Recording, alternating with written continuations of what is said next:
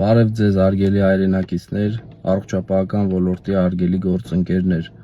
ուզում եմ ձեզ տեղեկացնել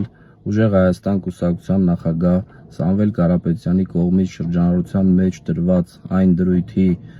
մասին, որը վերաբերվելու է առողջապահության համընդհանուր ապահովագրության շահառուներին,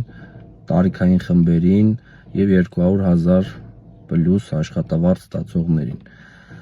ըստ որի ներկայիս 65 պլյուս տարիքային խմբի շահառուների տարիքային շեմը կնվազի և կսահմանվի 60 պլյուս տարիքային շեմ, իսկ 200,000 պլյուս աշխատավարձ ստացողների պարտադիր ապահովագրավճարները կփոխանցվի պետությունը 3 ամսյա ժամկետով։ Ներկայացված բոլոր տնտեսական ծրագրերը, ինչպես նաև առողջապահության համընդհանուր ապահովագրության տարիքային շեմի փոփոխությանը և ապահովագրավճարների սուբսիդավորմանը վերաբերող